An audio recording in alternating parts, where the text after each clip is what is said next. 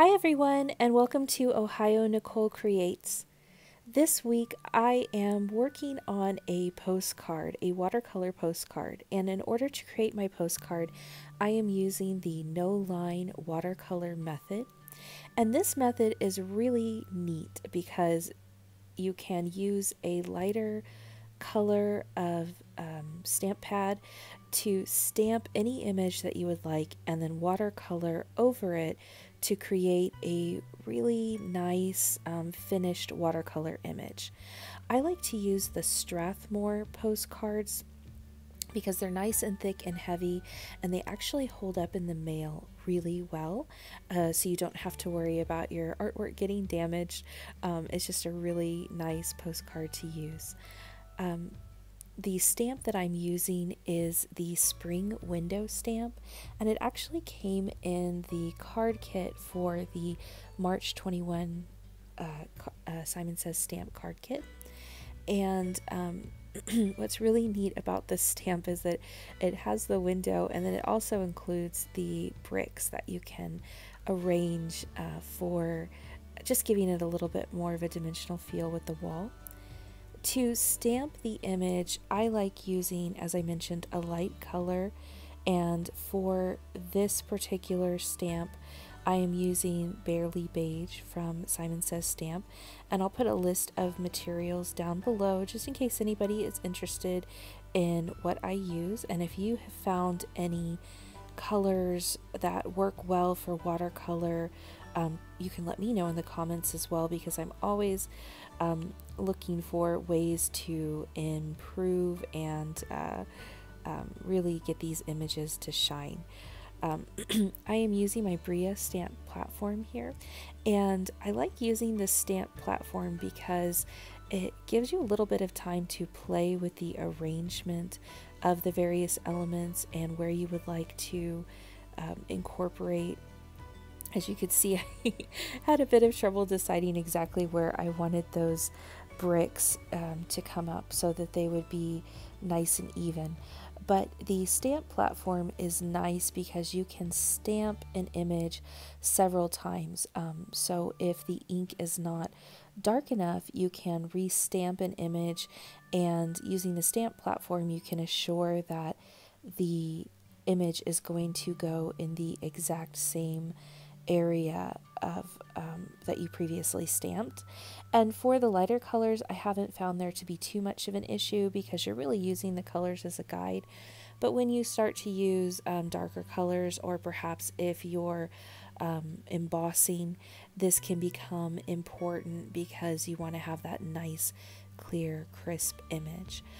So you see here I'm able to see the stamped image, and that will work well for watercoloring to give me a guide. And with this particular stamp I did take some liberties in adding a few details. The two palettes that I'm using today are the Pastels and the Vintage Pastels from Prima marketing their Confections line, and I really love these palettes because all of the coordinating colors are included. So if you want to do a quick project that does not require too much mixing, this can be a really great palette to use right out of the box. And I find that their blues and their pinks are really vivid in these palettes, so they're great for doing all kinds of spring and fun and colorful images. Here I'm starting to lay down the color for my window, and I've actually speeded up the painting process for you a little bit because I know the painting itself can be tedious, but it is still sometimes helpful just to see how others approach painting.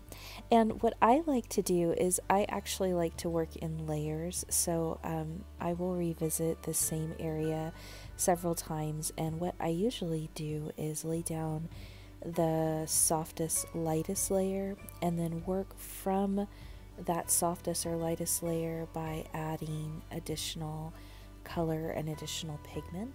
And this can be really helpful with things like windows where you would like to have the lighter highlights and then a darker concentration of shadows. For the window itself, I decided to use this really great color. I believe it's titled Suede in the Vintage Pastels because it's got a kind of old stone look. I grew up in Texas, and a lot of the buildings in Texas are built from limestone, and they just get these wonderful, wonderful colors as they are exposed to the elements and as they age. And for some reason, this color was really calling to me as I completed this window. So what I've done here is I've gone over the casings with a bit of a darker application of color and smooth that out. And then I have done the actual wooden part of the window lighter. I'm also, while I'm waiting for this to dry, going back in and doing some of the highlight brickwork. And as I paint this, I'm using a color called Terracotta, which is just this really nice light oranges tending towards a red color that again reminds me of the Southwest where I grew up. For the bottom of the casing, I went back and forth on what color I'd like to use, but I decided to bring in more of the suede color and to just give it a bit of a darker application for the ridges as I move forward. And the neat thing about watercolor is it's very forgiving, so if you find that you've put too much pigment down, you can pick that up with a paper towel or with your cloth, and you can go back and apply again, and you can lift some of the pigment off the paper using water as well. So it's great for just practicing and making decisions. I decided to start with the foliage first, so I am going in with a sage color to lay my base, and then going back over with a brighter green to give a little bit more dimension with a second layer.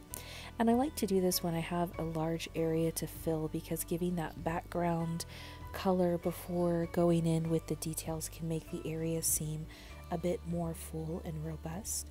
For the flowers, I wanted to have just a little bit of a pop of color, and I mentioned earlier that this was a great stamp for providing a general idea, because I ended up changing the flowers around just a little bit and adding a little bit more color than was originally on the stamp, and I've also not gone into as much detail with the leaves. If you use watercolor brush pens or Copic markers, this would be a great place to really go in and play with that detail. I'm finishing up with a nice lavender shade window box to complement the colors and to keep that soft pastel feel to the image. As you can see here, I do quite a bit of fussing. I use my heat tool quite often when making little projects like this, because you want to be sure that each element is dry before going in and trying the next element. So when I'm working in these small spaces, using that heat gun to make sure all of the paint is dry before adding flowers or moving on can help to make sure the paint doesn't run. I had not originally intended to paint the entire postcard, but after adding in the terracotta bricks, I decided to just give us a very, very soft wash to the back of the postcard to bring up more of that lovely terracotta stone color. And so here I am just very carefully going in and avoiding the areas that I've already painted to give that nice wash and just finish up the piece.